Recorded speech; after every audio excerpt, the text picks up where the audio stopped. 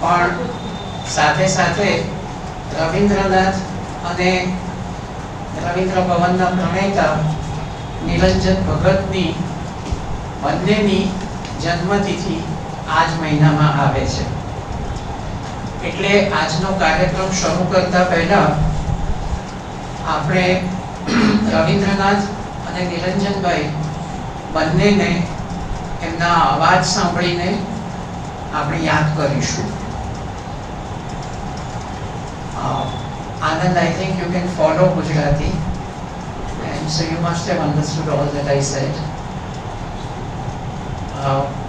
સૌથી પહેલા રવિન્દ્રનાથ એમના આધ્યાત્મિક અનુભવની વાત કરશે અને ત્યારબાદ નિરંજનભાઈ રવિન્દ્રનાથના એક અત્યંત સુપ્રસિદ્ધ કાવ્યનો પરિચય કરાવશે અને તેમણે પોતે કરેલા એ કાવ્યના ગેય અનુવાદને, એ ગીતને આપણે અમર ભટ્ટના સ્વરમાં સાંભળીશું. વિઝ્યુઅલ પ્રોજેક્શનમાં કંઈક ટેકનિકલ તકલીફ થઈ છે એટલે નહીં બતાવી શકાય.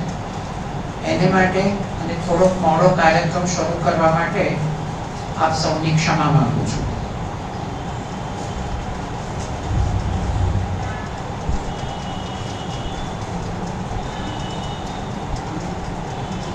When I was 18, a sudden spring breeze of religious experience for the first time came to my life and passed away, leaving in my memory a direct message of spiritual reality.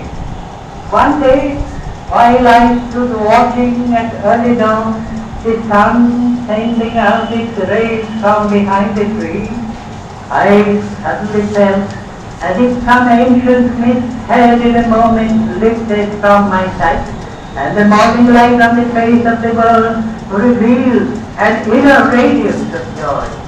The invisible screen of the commonplace was removed from all things and all men, and their ultimate significance was intensified in my mind. And this is the definition of beauty. That which was memorable in this experience was its human message, the sudden expansion of my consciousness in the superpersonal world of man. The poem I wrote on the first day of my surprise was named the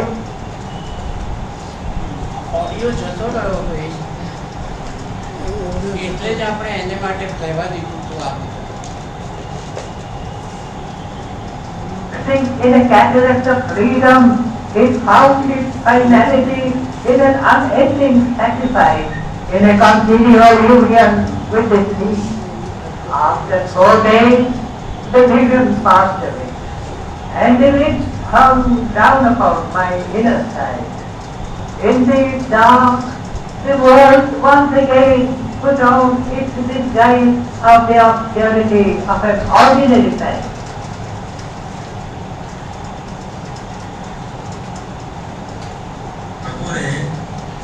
રવિન્દ્રનાથે 1900માં એક કાવ્ય સંગ્રહ પ્રકટ નૈવેદ્ય, જેમાં 100 કાવ્યો છે.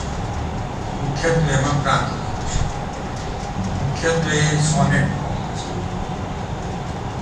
એ સ્વરૂપમાં છે 14.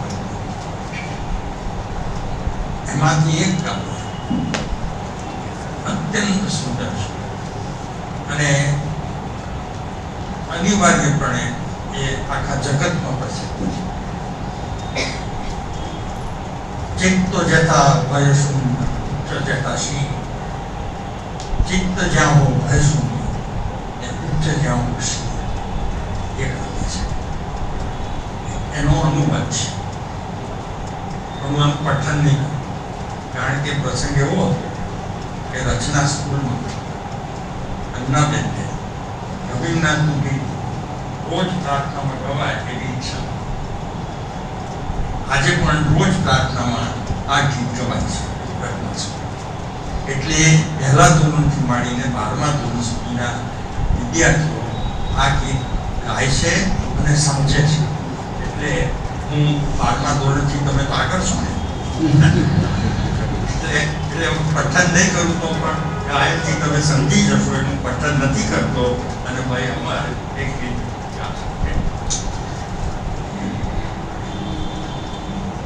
શૈલેષભાઈ પારેખે આ કાવ્ય મોકલી આપ્યું, એનું ગાન સ્વરૂપમાં પણ મોકલી આપ્યું.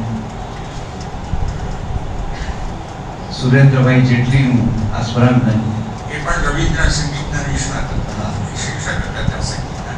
સુરેન્દ્રભાઈ જેટલી એ જાણતા હતા શાંતિ નિકેતનમાં રવિન્દ્ર સંગીત ભણ્યા હતા. એમણે એનું સ્વર રચના એ આમ તો તાલ સાથે છે, મને થોડું પ્રાર્થના તરીકે તાલ વગર બેઝિક એ જ રાખીને સ્વરાંકન. અને છેલ્લું છે એટલે ભૈરવીમાં સ્વરાંકન છે.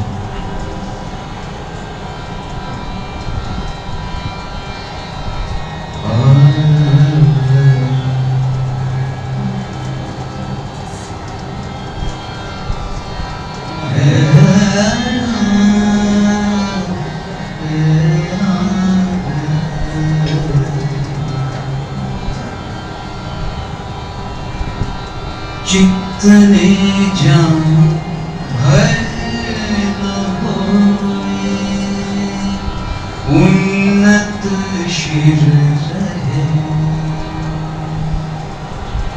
चित्तने जाऊं भय न होए, उन्नत शिर रहे. ज्ञान सब कोई मुक्त रहे. चित्तने जाऊं भय न होए.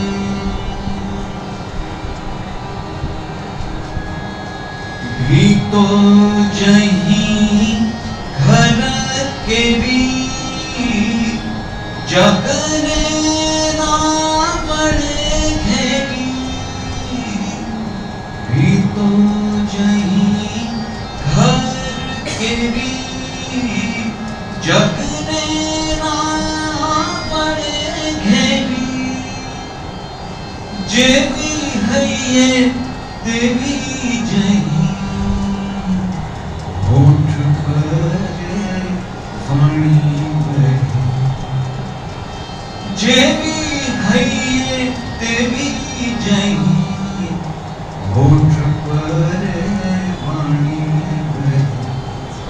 चित्तने जाऊं भय न होए, उन्नत शिर रहे. चित्तने जाऊं भय न होए. सकल जान कर्म धारा छलकावे चारे आर.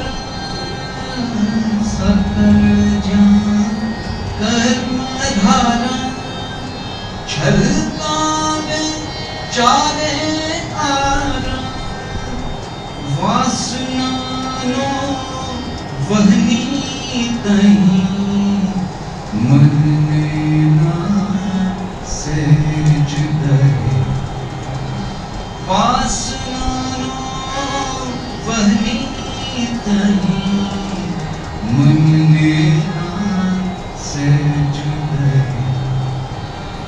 चित्तने जाऊं भय न होए, उन्नत शिर रहे. चित्तने जाऊं भय न होए. आनंद चिंता निता रूपे जहीं तमे रहता. आनंद चिंता निता रूपे जहीं तमे रहता. एवा स्वर्गे जागे सब प्रभु भले घात सहे. एवा स्वर्गे जागे सब प्रभु भले घात सहे.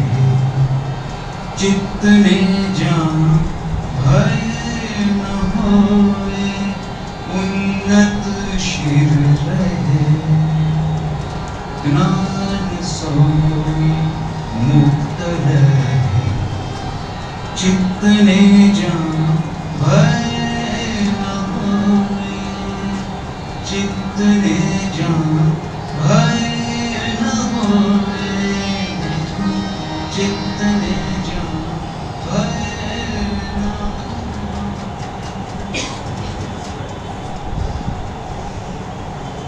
રવિન્દ્રનાથ અને નિરંજનભાઈ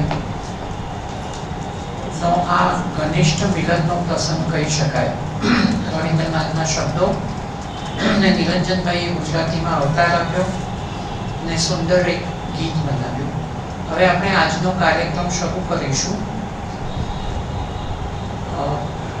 શ્રી આનંદ લાલનો પરિચય આમ તો ઇન્વાઇટમાં બધાએ જોયેલો છે. શ્રી આનંદ લાલ જાદવપુર યુનિવર્સિટીમાં અંગ્રેજી અને કમ્પેરેટિવ લિટરેચર શીખવતા હતા. હમણાં 2-4 માસ પહેલા જ રિટાયર થયા છે. તેમના પબ્લિકેશન્સમાં Oxford companion to Indian theatre 2004માં પબ્લિશ થયું. રવિન્દ્રનાથ ટાગોર 3 પ્લેઝ, જે ટાગોરના 3 નાટકોનો અનુવાદ છે, તે 1987માં, પછી 2001માં તેની બીજી આવૃત્તિ થઈ. થિયેટર્સ ઓફ ઇન્ડિયા 2009માં, twist in the folktale, Shakespeare on the Calcutta stage, Rasa the Indian performing arts 1995માં. તદુપરાંત તેઓ કલકત્તાના ધ ટેલિગ્રાફના 1986થી થિયેટર ક્રિટિક રહ્યા છે. જાદવપુર યુનિવર્સિટીના ડિપાર્ટમેન્ટ ઓફ ઇંગ્લિશ માટે છેલ્લા 20 વર્ષથી દર વર્ષે એક પ્લે ડિરેક્ટ કરતા આવ્યા છે. આનંદ અને મારો પરિચય 1999માં થયેલો. તે વખતે તેમણે મને રવિન્દ્રનાથના અવાજમાં કે અંગ્રેજી ગીતાંજલિ અને ક્રેસન્ટ મૂનના કાવ્યોનું પઠન કરેલું એની કસેટ મેળવીને મોકલી આપેલી. ત્યારથી આજ સુધી મારી રવિન્દ્ર યાત્રાના તેઓ પ્રત્યક્ષ કે પરોક્ષ સાક્ષી રહ્યા છે.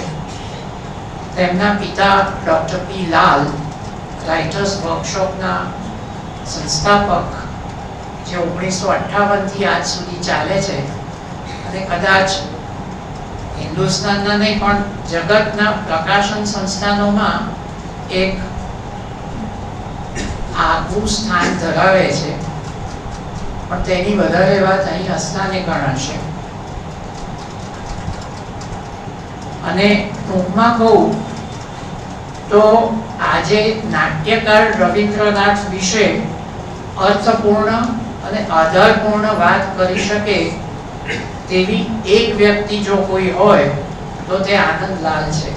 કારણ કે તેમણે રવિન્દ્રનાથનો નાટકનો અનુવાદ કર્યો છે, અભ્યાસ કર્યો છે, તે નાટકો ભજવાતા જોયા છે, તેમજ ભજવ્યા પણ છે. તદુપરાંત તેમના 30 વર્ષના ટેલિગ્રાફ સાથેના સંસર્ગથી તેમણે કલકત્તામાં ભજવાતા અનેક નાટકો જોયા અને રિવ્યુ કર્યા છે. તો મિત્રો, શ્રી આનંદ લાલ, Tagore, the best kept secret of Indian theatre. Thank you. All yours, sir.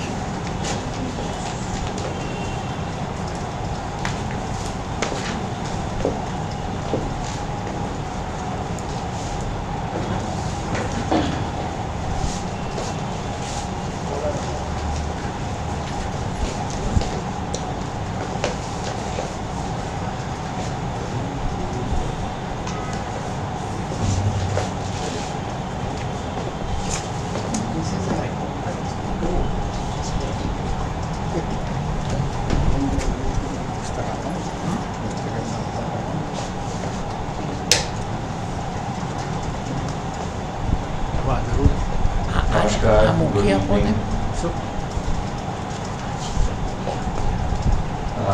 Let me first express my deepest gratitude to you for inviting me here to speak to this august gathering.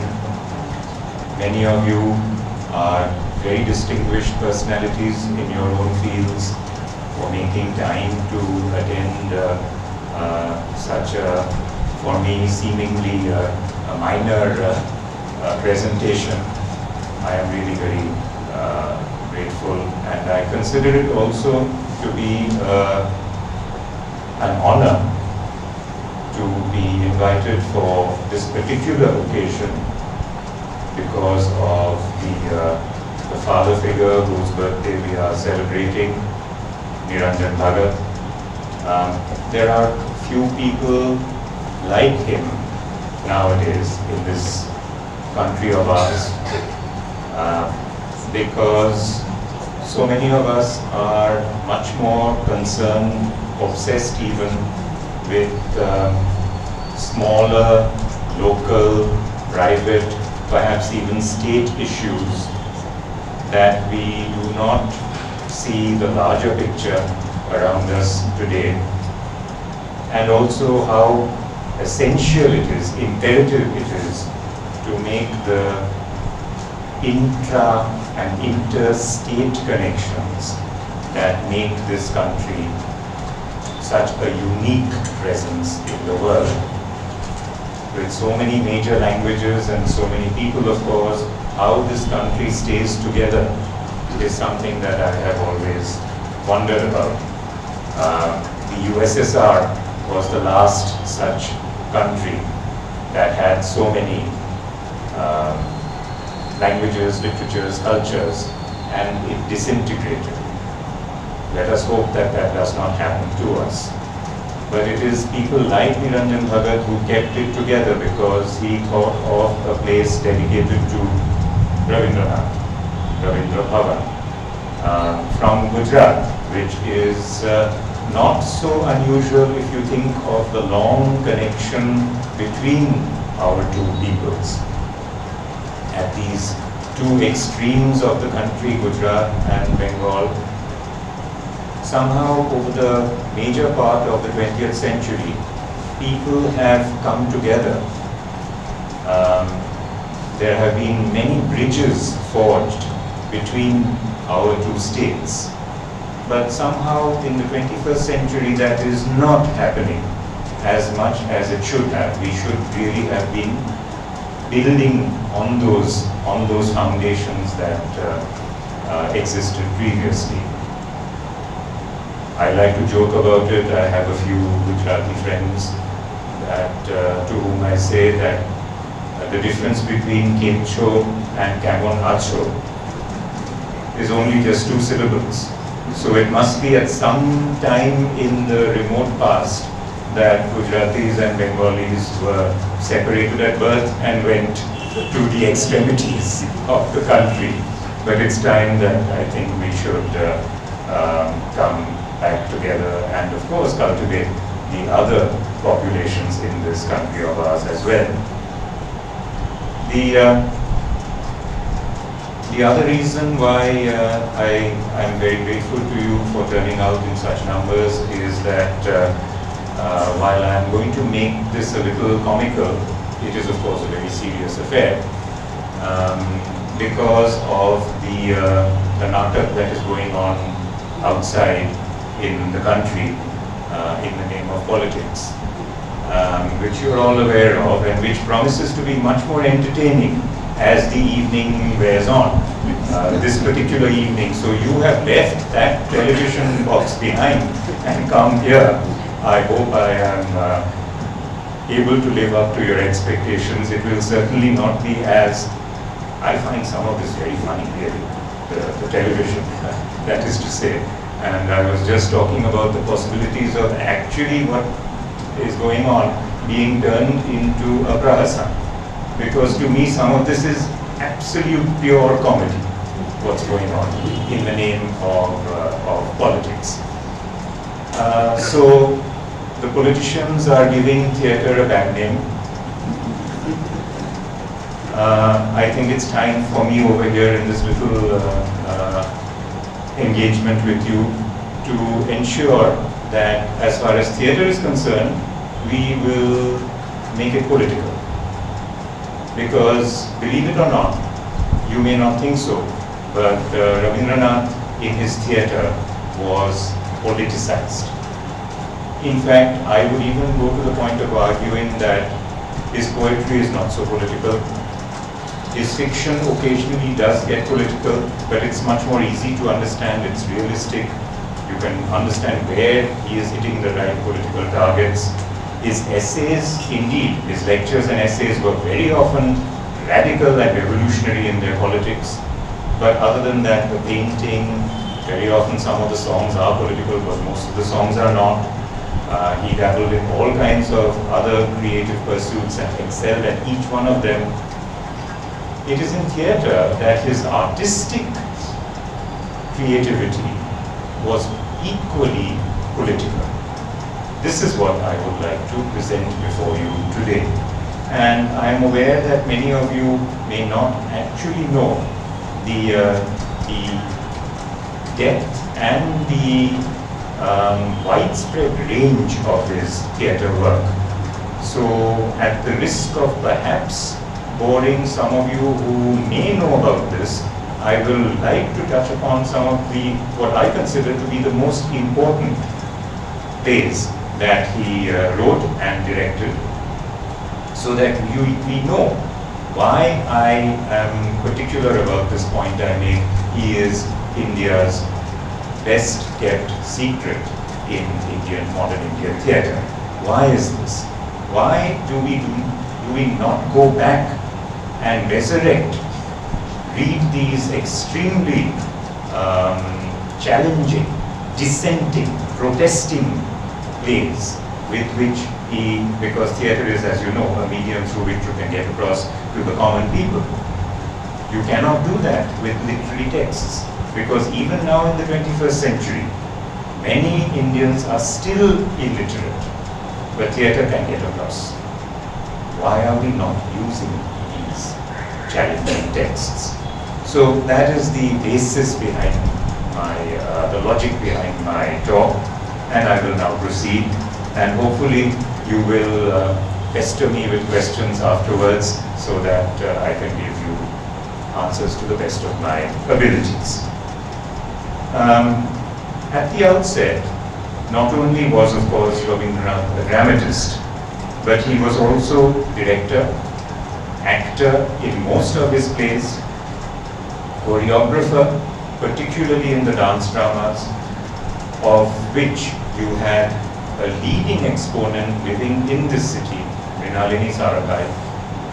She was one of the best dancers of those last dance dramas. She was one of the last eyewitnesses to those productions in the 1930s. I was very fortunate, Malika, to have corresponded with her.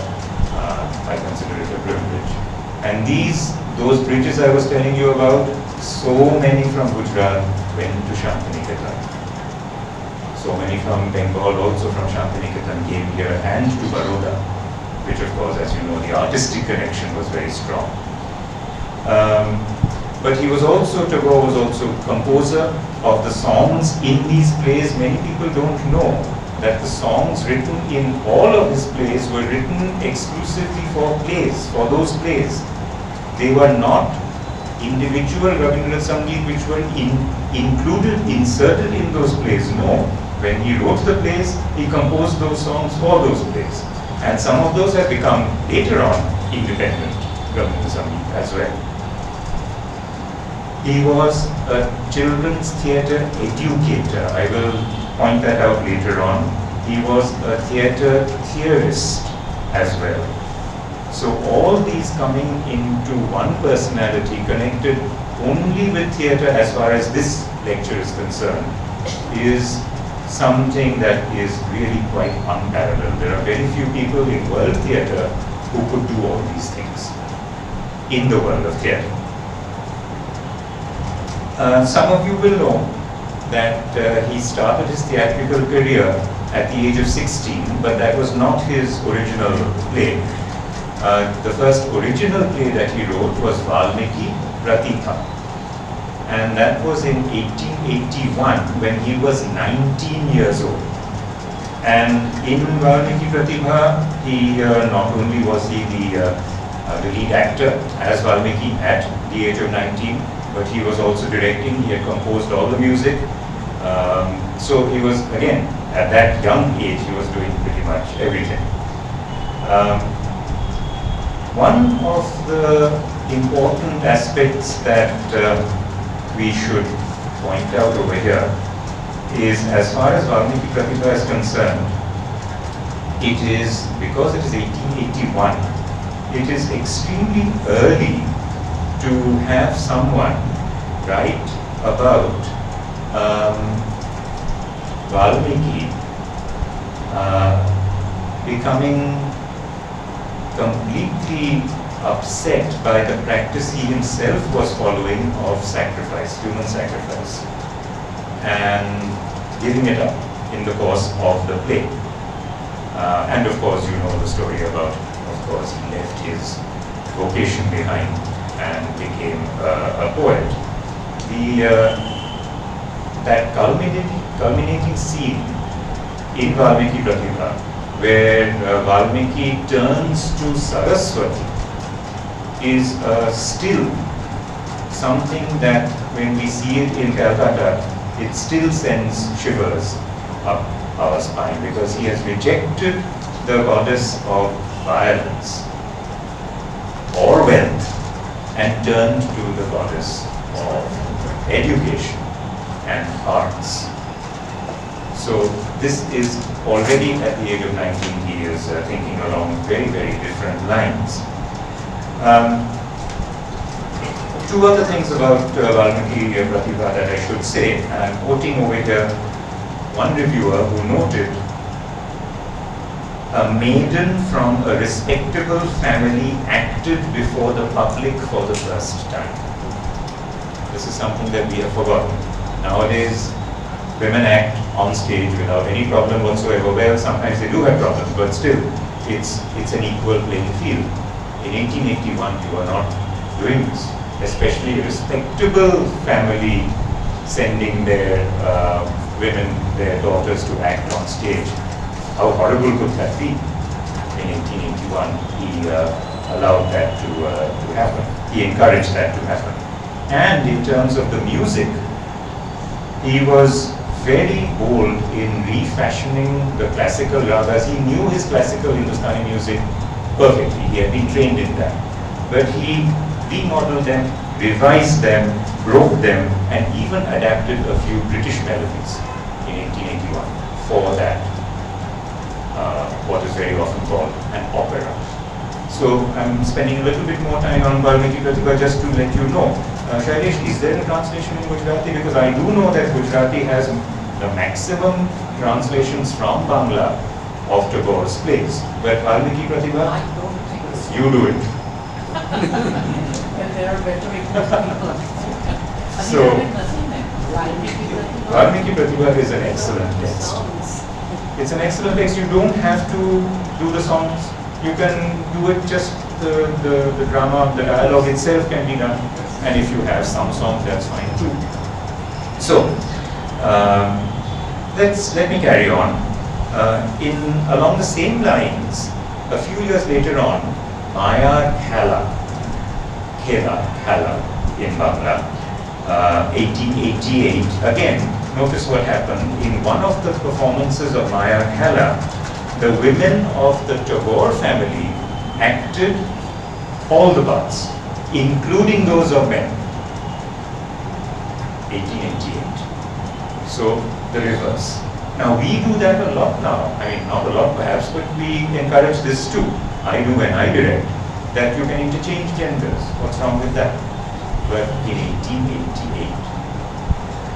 So these are unusual steps for Tagore. Some of you might have come across the 5-act tragedy Visarjan. The V becomes the V becomes the B in Bangla. Hence Valmiki in Bangla, not Valmiki. But that is another play which even now in Kolkata directors cannot, I won't say cannot, stop short of doing the last scene, in which the Purohit, who has been worshipping, he is a priest of Kali. There is an explicit stage direction by Tagore that, completely disillusioned by the proceedings, what happens in the play, the priest picks up the image, the idol of Kali, and tosses the idol into the river. Even in liberal Kolkata, directors are not ready to do that scene. This is in the 1890s, and Tagore is actually challenging an Indian director to do this. Because what is a god or goddess unless a human, anthropomorphic god or goddess? Should that god or goddess demand human sacrifice? How is that possible? If such a deity does, then she does not deserve to be a deity.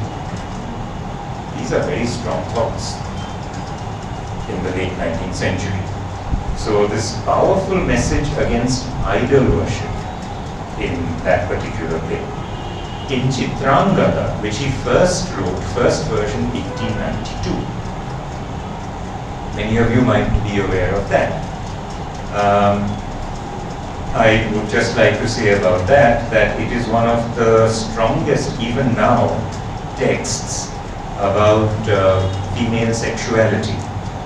And the main, well, I mean, you do know the Chitrangada storyline, so I don't have to repeat that to you. But it was considered to be scandalous that a young poet like Tagore could write such frank depictions of sexuality by Bangla critics. Some of them considered this to be vulgar, quote unquote dirty. We wouldn't consider that now because, of course, our complete sensitivity has changed. But even now, it speaks very strongly about how a woman can take charge and tell Arjun that, who the hell do you think you are?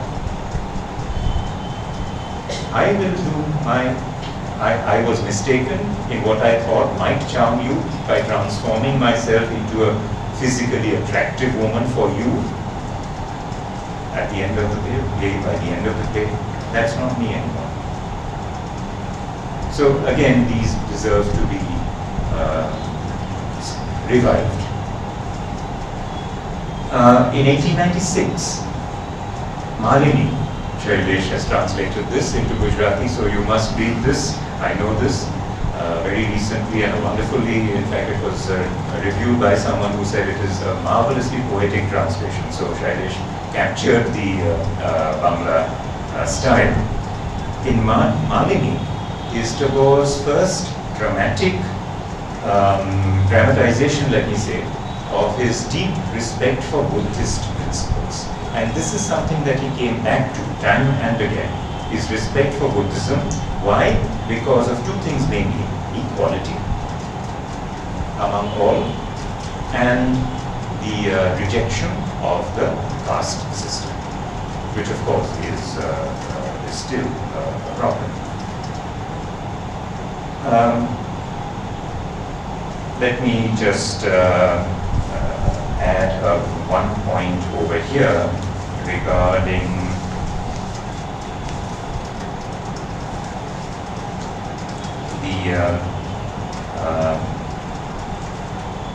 or maybe I should come back to this a little later on, because he's going to come, since I will be referring to Buddhism later on as well. The fact that he is consistently critiquing majority faith is something that we have to consider very deeply nowadays. Because as you all know, there are a number of people who are bent on actually compelling others to follow certain faiths or practices. Whereas previously, sometimes you could argue that it was not necessarily the case. And I'll come back to this again and again. The story of Malini is a kind of fictional history where the quality practiced by Buddhism, propagated by Buddhism, takes first preference.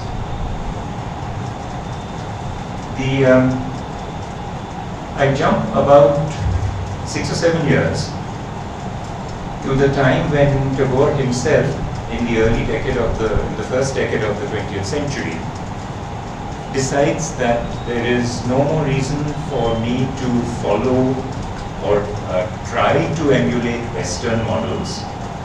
And he writes a revolutionary essay called Rangamancha in Bangla. This was 1902, and it was translated into English as The Stage.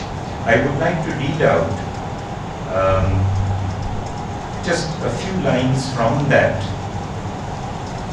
essay, so you understand the politics of what Tagore was suggesting at that time. The European, this is Tagore's translation, wants his truth concrete. He would have us imagine treats, but he must be deluded by having these imaginings to be exact imitations of actual things. I will have to explain over here that at that time on stage the practice was realism. So you should depict everything. In Valmiki Pratima, for instance, they actually had rain falling on stage, the Tagore family, when they did this production, because they were copying Victorian methods. They even let loose a pet deer, because there is supposed to be deer at the ashram. So a real deer. Eventually, in 1902, Tagore says that we don't need this. Why? He's going back to Kalidasa. He's realizing that in Shakuntala you don't need this. Everything is through mudras. Everything is through suggestion, through poetry. That is what he's talking about. The European is too much afraid of being cheated, and before accepting any representation of imaginative truth with some amount of enjoyment, he must have a sworn testimony of its reality accompanying it. Realism. Then notice this sentence. The cost which is incurred for mere accessories on the stage in Europe would swamp the whole of histrionic art in famine-stricken India. These are strong words today, because everybody who does theatre in India realizes we are always talking about budgets. Tagore is telling us not to, because the minute we are running after that, we are hitting a different target altogether, which is not part of poetry, of dramatic poetry. And actually, why should you be doing this? Shouldn't your consciousness tell you that in famine-stricken India, you should not be spending so much money on decoration, scenery, stagecraft? That's what he's talking about over here. So, by this time, of course, he had gone to England. He had seen productions over there, and he was very, he could not appreciate Henry Irving, who was the great 19th century Victorian London actor of that time. He felt that this was exaggeration. That's not good acting. So he's after a different kind of thing altogether. And then he carries on. The theatres that we have set up in imitation of the West are too elaborate to be brought to the door of all and sundry. In them, the creative richness of poet and actor are overshadowed by the wealth of the capitalist. What a word to use in 1902.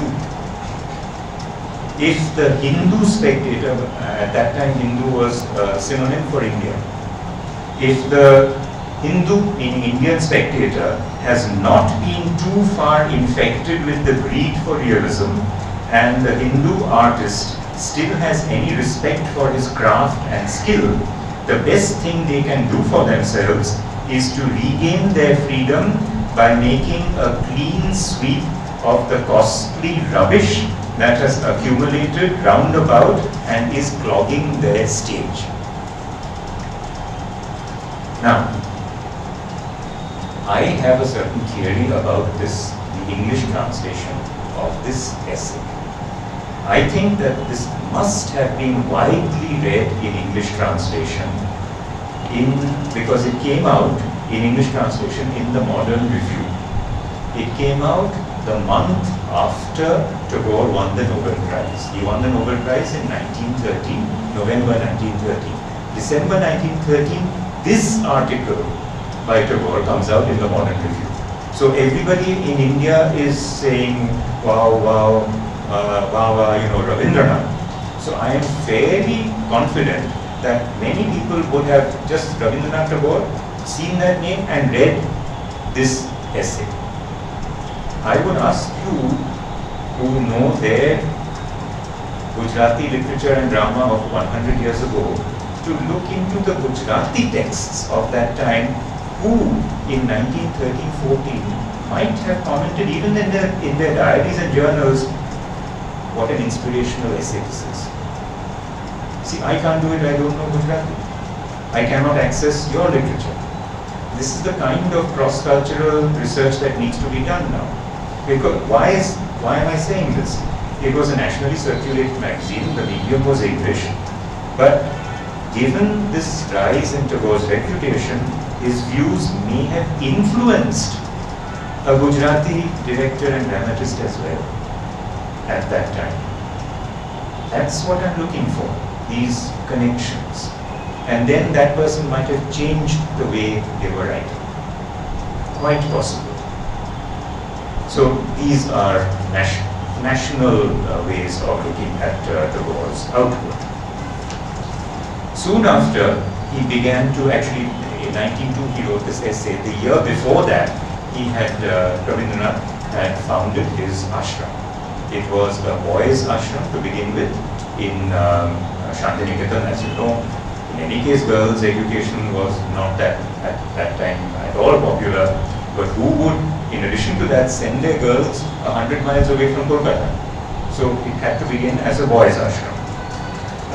But not only was it an experimental school, it ultimately, of course, grew into a university, which was originally an experimental university too. But what he was doing with his plays there was that he was writing his new plays from 98 onwards for the students. In other words, he was encouraging the young children to act what we would consider to be very mature adult roles, because many of the plays at that time were extremely philosophical and sometimes very sad, a boy dying in the post office. So these were the plays that he was writing at that time. But he insisted that children must know these things. And there is a way to make them enter life at the same time through play. And at the same time, he was encouraging everybody in the ashram to attend rehearsals. Because rehearsals of plays at Shantiniketan were considered to be as educational as the production later on. So you just watched and see how Tagore was directing, how he was, and there were teachers also acting with the children, how the process of the production took place. So in those terms, clearly he is a pioneer in educational theatre too. He was writing his plays keeping in mind the ratio of the boys and the girls. For instance, the first of them, Sharad Utsav, literally autumn festival, had only boys in its cast because he had only boys. Later on, when girls actually began to outnumber the boys, then he wrote plays with more girls, parts, characters. So he was always thinking of the casting pool. Other than that, one other thing that he did with these plays, Sharad Utsav is one of those plays that begins this trend. It's a play about the season Sharad. So it's the first of these several plays, about 8 or 9, which he wrote up till the 1930s on different seasons. Already he is through these plays teaching the children to value nature, to value what the earth gives them.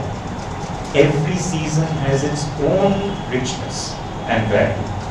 And this is done through song, through dance, and through the storyline of the plays as well.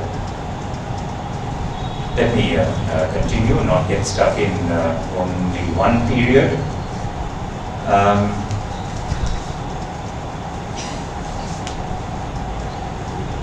The next play that I would like to mention over here, because this is Gujarat, is in 1909, the very next year, Prayashchitta. Is that available in Gujarati? It has not been translated that commonly in many Indian languages. And I would want Shailesh definitely to try this out if he hasn't already, because it introduces a character. This is 1909. Tagore introduces a character who prefigures, is a shadow almost of Gandhiji. This is very uncanny. In 1909, hardly any Indians knew about Gandhiji, the work he was doing in South Africa. He was still relatively unknown. But Tagore is writing about a person who seems to be following a similar kind of process of political action. Literally in this play, propagating satyagraha. Not using that word obviously, but this is what he is doing. So if we are political activists in the 21st century now, this is another play we should look back to. And of course, for you, for the Gandhi connection as well. Definitely. The following year, he writes a play called Raja, 1910, which is one of my favorites. I've directed this, but it is really a very difficult play. It's an allegory about man's realization of divinity. Rabindranath, till the very end of his life, had faith. There are many people who have religious faith, and then something happens in their lives, and they get disillusioned and they say, no, I don't have any faith anymore. There was one point at the start of the Second World War when you might think that Tagore wrote that brilliant essay, Crisis in Civilization, which is almost as if he is being shattered. How can the world have a Second World War? It already had a First World War. And within 2 years, he himself died. Nothing to do with the World War, of course, but that is the only one crisis in faith that Tagore might have undergone. But Raja is such a beautiful play. It's I cannot really express it. It's about, just in a nutshell, a princess, Sudarshana. This is actually a Buddhist tale. It's mentioned in an Avadana as well as in Ajataka. A princess who believes her husband, the king, to be very handsome and keeps telling him to show himself. Why are you going to show yourself to me? And he said, you are not ready. So he remains in the darkness. It's been translated very badly and it's an unauthorized translation, King of the Dark Chamber. Don't read it. Okay? It's still printed. Nobody has retracted that translation. It was an unauthorized translation. When Tagore got the copy of King of the Dark Chamber in Shantiniketan, he was shocked. He opened the parcel, he found this book. What? I never gave it to them. A manuscript circulating in London, Macmillan at that time in 1914 was literally hunting for eggs laid by the golden goose. Anything by Tagore. So this manuscript was picked up and printed by them. It has, any of you who know your proofreading, it has proofreading errors. It has ellipses, ... which the translator had thought would be filled in at a later date, gone into print. So Rabindranath even sent a telegram to Macmillan. This is in our histories. That please mention, it is not even, since you published it, I can't do anything about it, but it is not even my translation. They credited it to Rabindranath Tagore. It is done by somebody else. Macmillan to this date has never changed mentioned the name of the translator. It's very strange how sometimes publishers work also.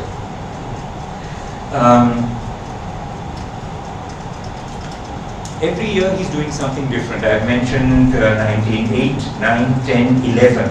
In 1911, Achal Ayatan. This has been done in Gujarati now. In fact, this was many years ago, but I'm forgetting the name of the director. I saw it in Kolkata because the production traveled to Kolkata. It's a play that must be done today. It is about a monastery which has very rigid rules and regulations. So you cannot open the eastern window at a certain time of day because that's going to create all kinds of strange winds will come in and disrupt everything. So meanwhile there are some young boys also who are the novices in that monastery. They ask themselves why can't we do it, etc. And then there is one character who comes and frees the entire system. But once again, this was not considered to be proper by many Orthodox Bengalis because they felt that Tagore was indeed criticizing Hinduism, the Orthodox Hinduism, because he remained in that sense Hindu till the end of his life, but not this rigid regimentation that you have to do these things, only then will you become pure, etc., etc., etc. But a lot of people disagree. So even now in Bengal, this is not a play that is done very often. It's done rarely. Even we Bengalis are scared of the impact today that certain Tagore plays might create. The play that came next, the next year, as you will see, everything is happening quite different subjects and styles. Dark Ghar, the post office. You probably know this play so well, I won't mention it, but one thing that you may not know is that it was staged first in English, in Dublin, Ireland, in 1913 before the Nobel Prize. Not in Bangla. The Bangla production in Kolkata happened years later. So the post office is the world premiere of Dark Ghar in 1913 done by W.B. Yeats's very famous, internationally famous company at that time, the Abbey Theatre. So you can understand how they valued this particular play, apart from the fact that it reflected the ideas that Yeats found so beautiful in Gitanjali. It also was a wonderful play. So they had done that. Many people think that Indian plays, modern Indian plays, were not staged abroad until after independence. That is not true. Tagore's plays were being staged abroad for quite some years until later on he fell out of fashion because he became a pacifist. He started started lecturing to the Europeans and the Americans, why are you so nationalistic? They will be nationalistic, they're fighting a war. But Rabindranath refused to see that. You should be more pacifist. And therefore, that was one of the reasons why Rabindranath's entire work fell out of fashion in the 1920s.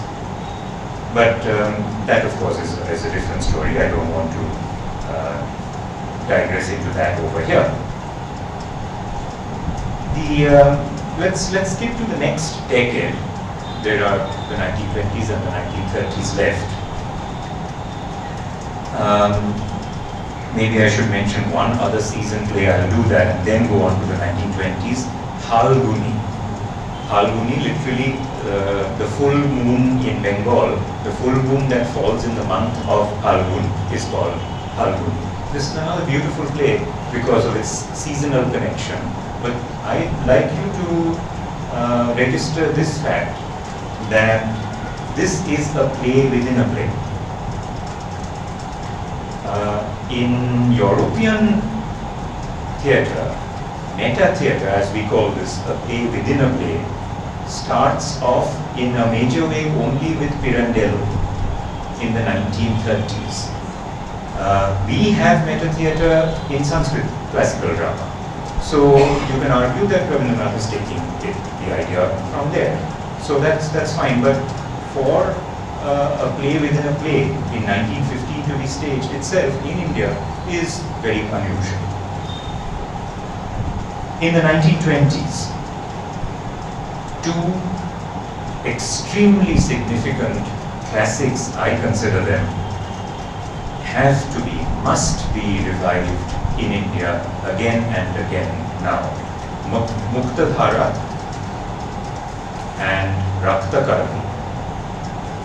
Both of these are extremely powerful attacks on the oppression of subjugated people. Subjugated people meaning usually the ordinary folk of the countryside, who are always being oppressed by the rulers and the middle category of, in Raktakarmi, the Sardars, the officers. But both of them also criticize and in Raktakarmi attack man's exploitation of natural resources. How many of you know Muktadhara?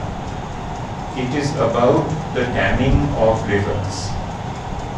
In 1922, which author in the world was thinking of the dams built across rivers and pointing out that it's a problem for that community that is living downstream? Tagore is saying this in this play. The upper kingdom in the Himalayan reaches, he leaves it unspecified. It can be applied to any river. The upper kingdom decides to dam the river so that they can get the larger supply of the water. The lower kingdom downstream says that what are you doing? This is God's water. This has to come to us as well. And don't we know that we are going through this? Karnataka, Tamil Nadu, Bangladesh, India, Tibet, China, India, the Brahmaputra, everywhere. In fact, as you are all aware, water is going to become, somebody told me the other day, I would never want a person of my grandparents' generation told me I never thought I would live to see the day when water is being sold. That's what it has come to now. So, in a different way, Rabindranath is approaching this problem, presenting you with a problem. You handle it. Raktakarmi, you are probably aware, there is this enormous underground mining that is taking place. And literally gold, but other things also are just as good as gold, as you know, extracted. And the landscape is a disaster zone. We've seen this with our own eyes. If you go to the collieries in West Bengal, you will see that. The landscape is beyond belief. It's ruined.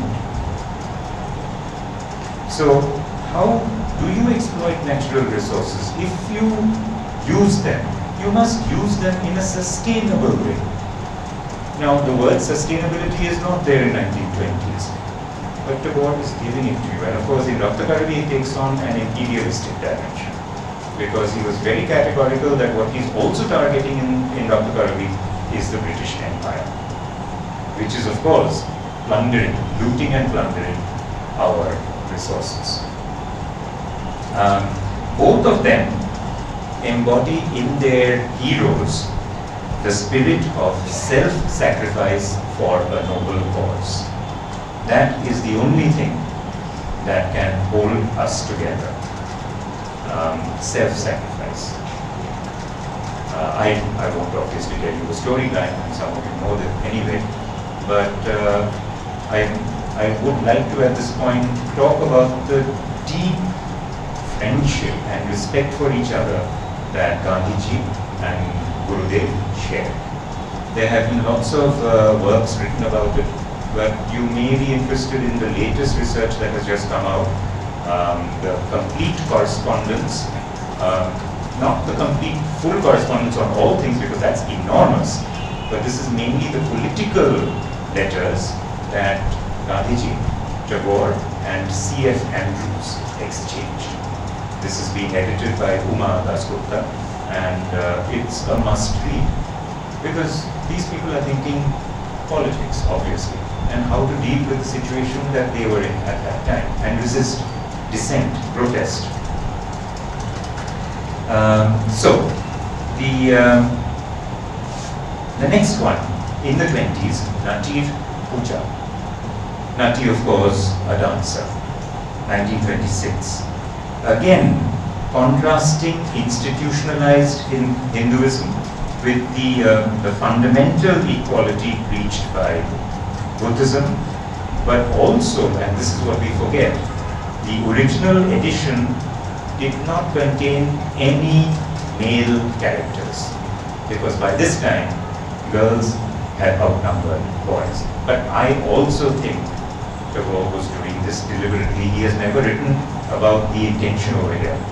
But again, think about it, in 1926, is there any major world author who is writing a play with an all-women cast? People forget that about Nati Puja. To the extent that some people again in Kolkata objected. They felt that their daughters were being exhibited on stage in public. Why is Gurudev doing this? We sent them to Shantiniketan for a proper education.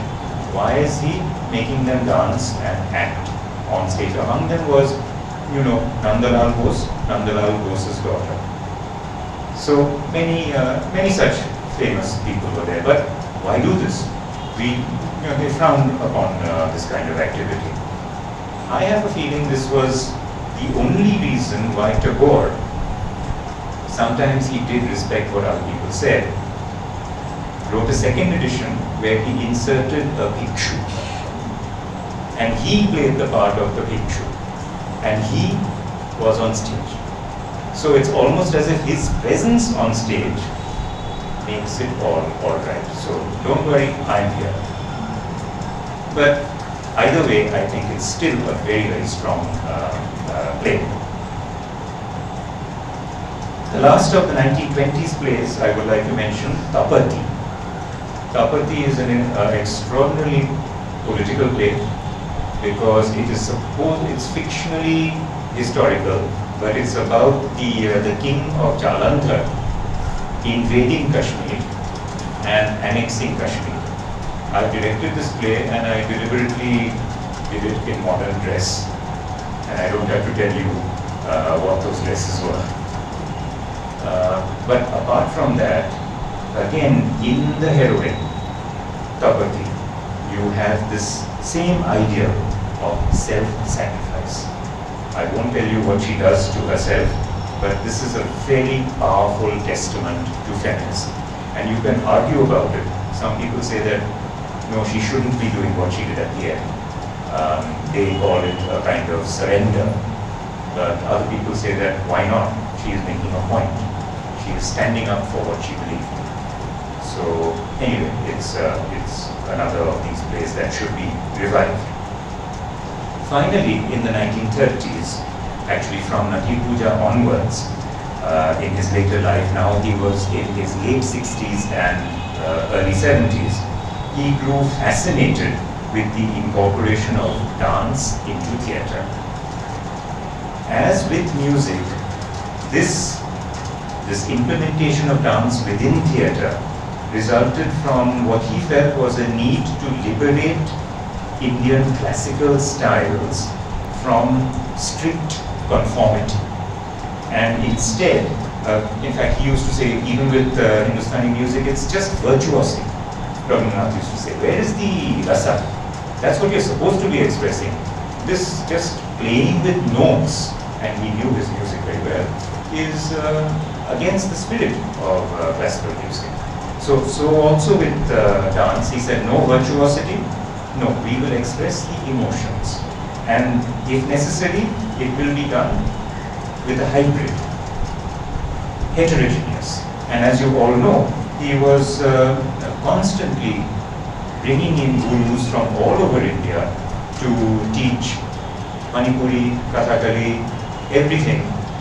In fact, actually, of course, he had from early days, Garba and Dandiya Ras were being practiced by students who knew them, who just taught the other students in Shantiniketan those dance forms too. So folk forms as well as classical forms simultaneously. He was also equally inspired at that time by dance dramas which he had seen in Southeast Asia. And he was stunned by the fact that these had actually come from the southeastern coast of India, from Kalinga, that is Odisha, Andhra Pradesh and Tamil Nadu, had gone there, and they had made it into wonderful art forms of their own, as well as shadow theatre. So he decided, if they can do it, we can do it certainly too. Tashed Desh, which is normally done by children, but it's a very good introduction to them to tell them that you can satirize prejudices, fossilize notions of what should be done. And of course, finally, he perfected the dance drama idiom in that triptych of 3 dance dramas at the end: Chitrangada in 1936, Chandalika 1938, which is of course about a Chandal girl. Again, that same problem of caste, and the Chandal girl feels for Buddha's main first disciple Ananda, and he says, no, that's not correct. But of course, Buddhism offers you democracy, equality. And finally, Shama in 1939. And these productions actually toured all over India to acclaim from all quarters.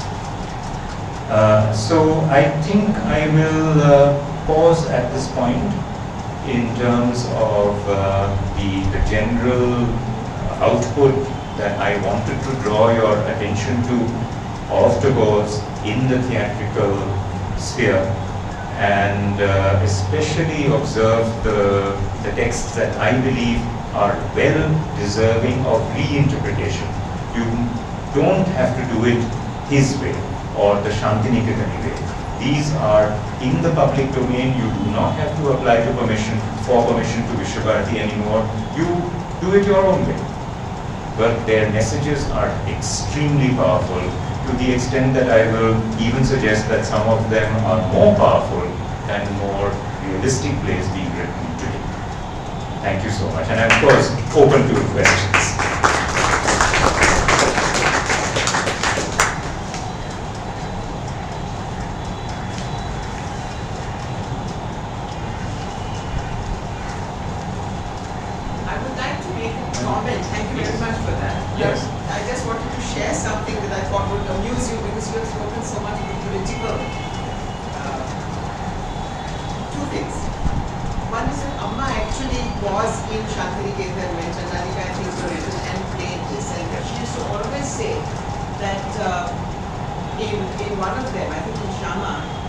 They couldn't find strong enough men.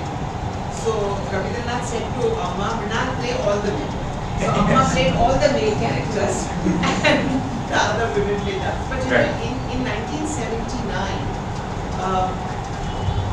Vajpayee was the foreign minister and sent us as the first delegation to break the ice with China after 24 years of hostilities. So Amma led the delegation, and there was Mudini Lakhia's group, there was Dharpana, and there was the Kalamandal. And one of the pieces we were doing was Shailesh. And all of our pieces were very political and continue to be. And we did it at the opening of the tour in Beijing. And first thing the next morning, the Indian ambassador was at our hotel, saying that the Chinese premier has said you will not do this. Don't do it. Absolutely. Tagore himself had a bit of a scrape with the Chinese when he went there. The same, although communism of course hadn't taken over at that time. But yes, the Shailesh is absolutely about that. So it's strange how we in Kolkata take that as a children's play. You know, one of the easiest choices for a school to do their annual play, Shailesh. It's highly political. That's why he dedicated it to, to who? Netaji, Subhash Bose. Tashed Desh dedicated to Netaji. Thank you. Yes. Some of us would like to know if today Tagore's plays are performed in Bengal, teaching the values with a message in hand. Are there? Are they today? Yes, yes. See, the only difficulty with Tagore's plays is that you need a director with a vision. The director must have a strong degree of artistic creativity, let me put it that way. Because what's happened in a lot of Indian theatre is that the mainstream is focused on realistic acting. So it's drawing room, or even if it's going outside, it is extremely understandable, comprehensible. We can relate to it right immediately. Tagore wrote realistic fiction, but Tagore did not write realistic drama, which is a very interesting thing. For some reason, he felt, and that's probably the theory behind it, Sanskrit poetics, aesthetics, that needs to get across more. So many Bengali directors have been, let me put it this way, quote unquote, too westernized, have become too realistic in their approach. So they go, I don't want to get too technical over here, but they go by Stanislavskian psychological realistic acting methods, which is of course worldwide now. So fine, I have no problem with that. That can work very well in certain conditions. Why not? But as a result, what has happened because of their unfamiliarity with other symbolical modes of expression, suggestive, imaginative, and also there is another problem with Tagore. He is our Tagore. So if we do Gurudev's play and then we are unable to do justice, that's another reason they stay away. So that's not the case necessarily with outside Bengal. I would say we are a little too obliged to place Rabindranath on a pedestal and worship him. But now there have been very strong productions, many strong productions. Rabindranath Tagore, some of you might have heard of Shumon Mukherjee Mukhopadhyay, young director. He staged Rabindranath Tagore with barbed wire across the front of the stage. So the actors would come up to the edge, catch the barbed wire and look at you. So he's evoking the idea of a concentration camp almost behind. So these are possible. You have to just be a little bit more visionary, and it's there for the taking. Can be done.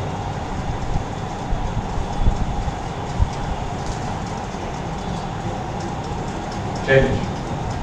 Anand, there have been many insinuations, if not allegations, that I think we would like to hear you also. Maybe if you can you could also use the mic. No, I think everyone can hear me. There have been insinuations that Tagore plays are very difficult to stage. That's Or what. their stageability has been questioned. And one of the reasons why they have not become as popular, shall we say, as they should have been. Do you agree with that?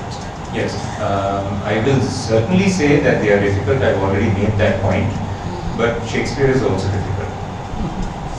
So again, do we stage Shakespeare? Do we not stage Shakespeare? We have to be very strong about, am I able to do Shakespeare? Then only will you want to do it. But there are other aspects over here. One is the fact that because for a long time West Bengal was under communist CPM rule, CPI and then CPM. At that time, for a long period of that time, Tagore was not in fashion, was not in intellectual fashion because he belonged to a zamindari family.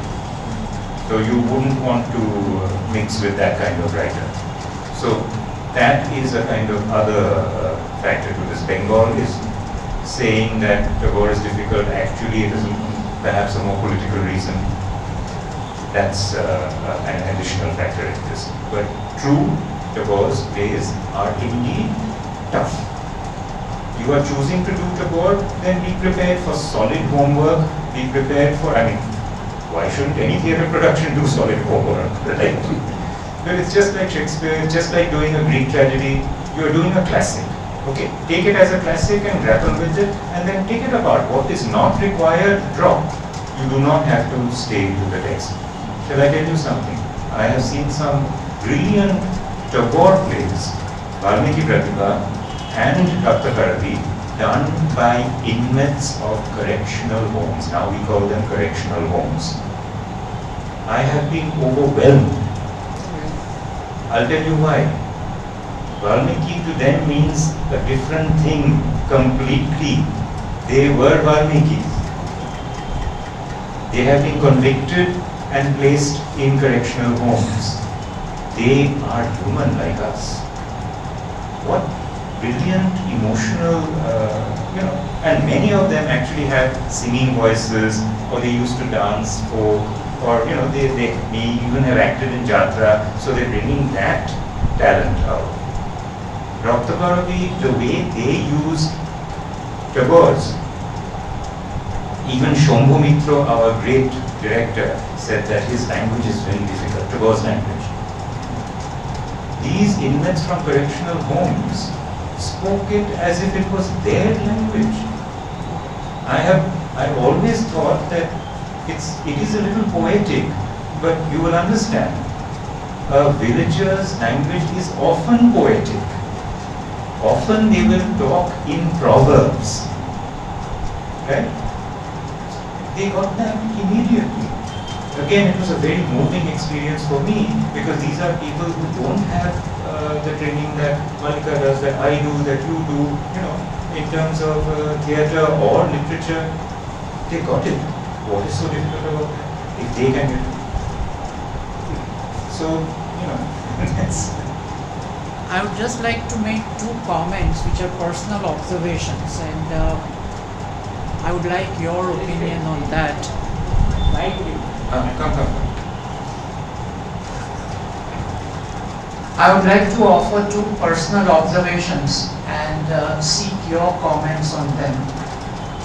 One is that I have always felt that Tagore plays are rather vague. They don't have, what shall we say, I wouldn't say they don't have distinct form, but they're vague in terms of where they are, what is the time frame. It could be anywhere, any place. And compared to all his creative creations within literature, I think plays are the ones which come closest to his paintings. This is my observation, and I would like your comments on that. Sure. I would agree with you on the paintings, because definitely there is a similar quality that you will find there. I don't agree with you on vagueness. If Tagore's plays are vague, then so are August Strindberg's plays, extremely vague. And when I used to teach comparative literature or modern theatre, I used to teach Strindberg's Dream Play. It's almost like a film screenplay. Things happening, you don't know where you are. A chrysanthemum supposed to blossom out of the top of a castle. What is this? Now, Strindberg, of course, is writing in expressionism. That is as valid an art form as any other.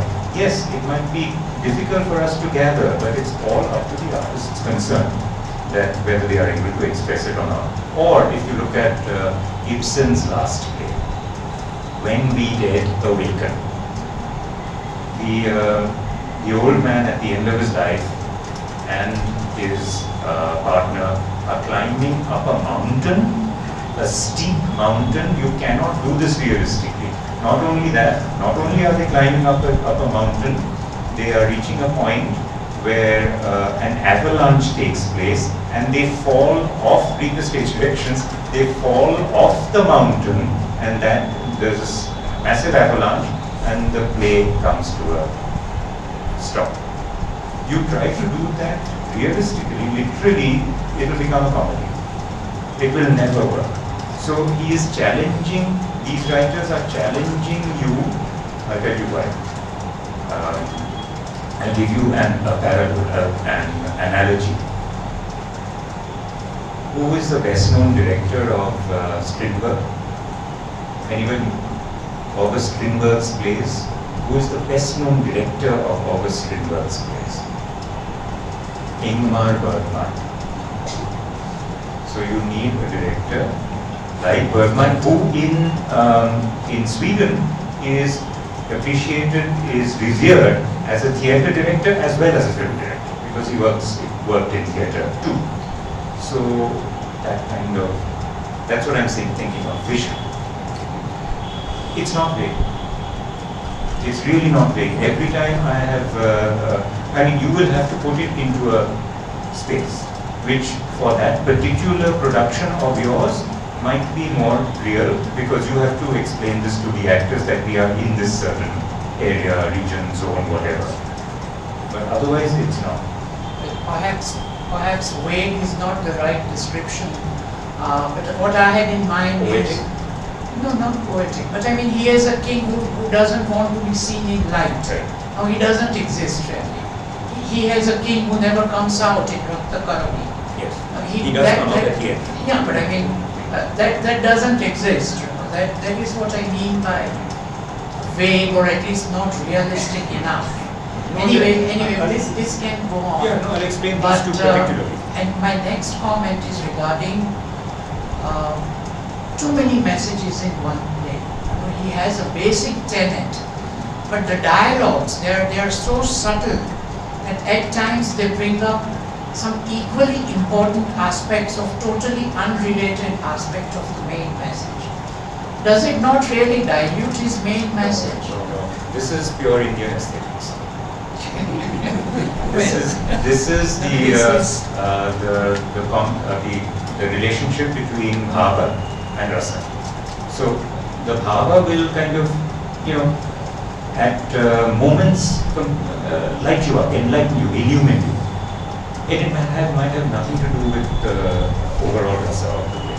The overall rasa of the play might be karuna, but at that moment it might be completely different. Might be 20 different things happening. Yeah. So that's how he's writing. This is what I have been finding in quite a few of his plays. No, I keep telling my students this. You have to leave your Western baggage at the door when you approach Rabindranath. There's nothing to, you know your Rabindranath only too well and even better than I do.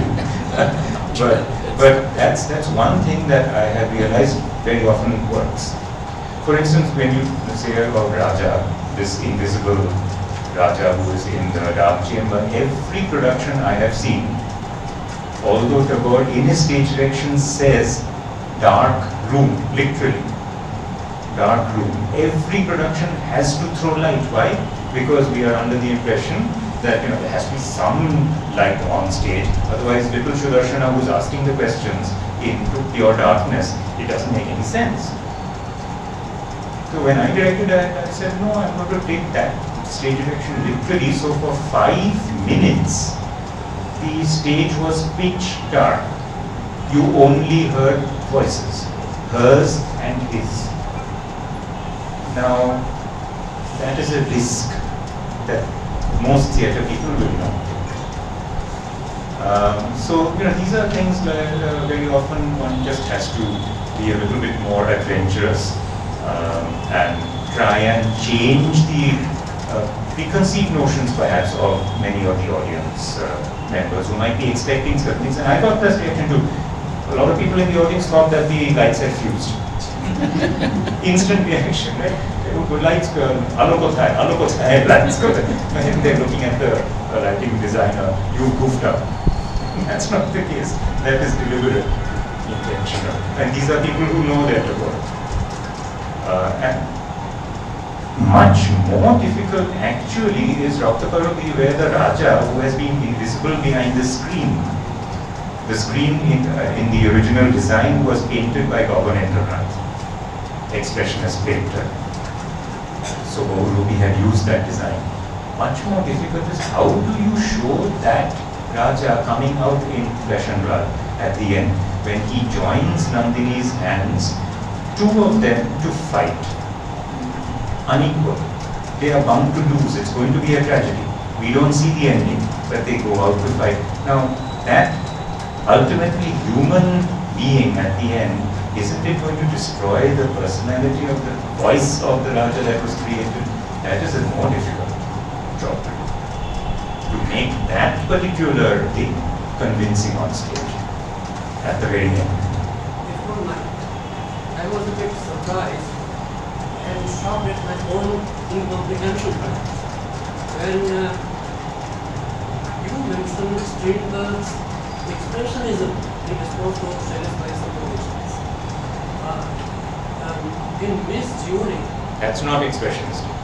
also the father. The first two plays, The Father and Miss Julie, are considered to be Strindberg's best naturalistic plays. Then he completely rejected it. Just like Tagore rejected the Western model, and actually Strindberg went through a psychological crisis, a psychiatric crisis even.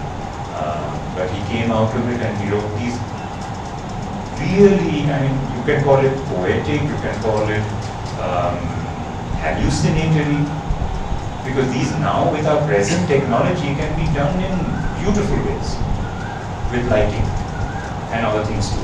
They've been using hydraulic stages where you have them in the West for Strindberg. So you can have the full force of technology behind you now, which they didn't have before. But the idea is the visual must remain in the mind. Tagore was always interested in the human mind, what's inside here, not so much outside. It's what is inside that needs to work on the outside. So Strindberg, I never teach the first two because they're easily, anybody can read them and understand them. So I always go for the most difficult, and actually even more difficult Strindberg plays. But Dream Play is very interesting for Indians because it begins, Strindberg was dabbling with Indian philosophy and mysticism. He had a history of linking with the occult. And the first scene occurs in heaven where Indra, this is a play written in 1900. Indra is sending his daughter down to earth from heaven. And he is telling her, be prepared. You won't find that place very likable. But she insists, like our children, no, they're not going to listen to us. They have to go through. So she goes there and she learns exactly what he had said. It's a very difficult world out there. Strindberg's vision is more pessimistic. Dream play. Dream play. It's literally, this is happening at the same time that Freud is writing his book, Interpretation of Dreams. It's uncanny, that kind of similarity. It's almost as if Strindberg has Freud in his head and is writing a play with all these dream nightmare images. And poetry, the dialogue is poetry. How do you stage that? You need a poet as a director. And we have some over here, we know that.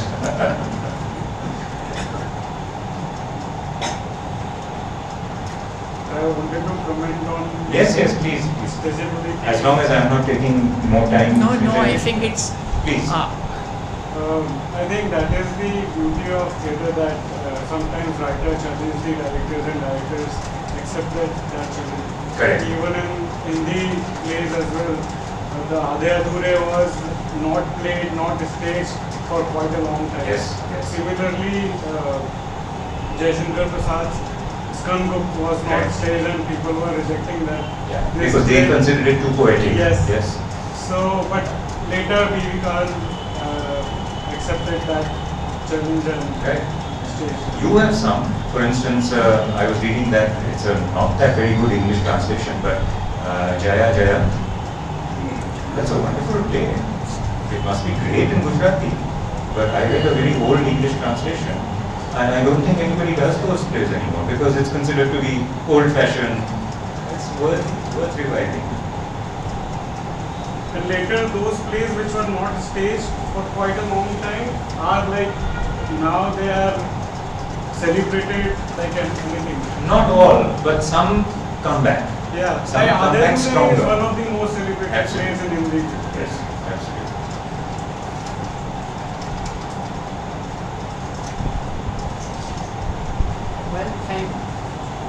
Thank you so much, Anand. It has been an enlightening talk, and I'm sure we all have thoroughly enjoyed, and we know a little more about the best-kept secret of Indian theatre. Thank you all very much for being here. And on behalf of all of us, I thank you again, Anand, for your being here and giving us this talk. A last announcement. Tomorrow, there will be the launch of Niranjan Bhagat Memorial Trust, along with release of his books. This would be at Atila Auditorium at 5:30, and you're all most welcome. Thank you very much.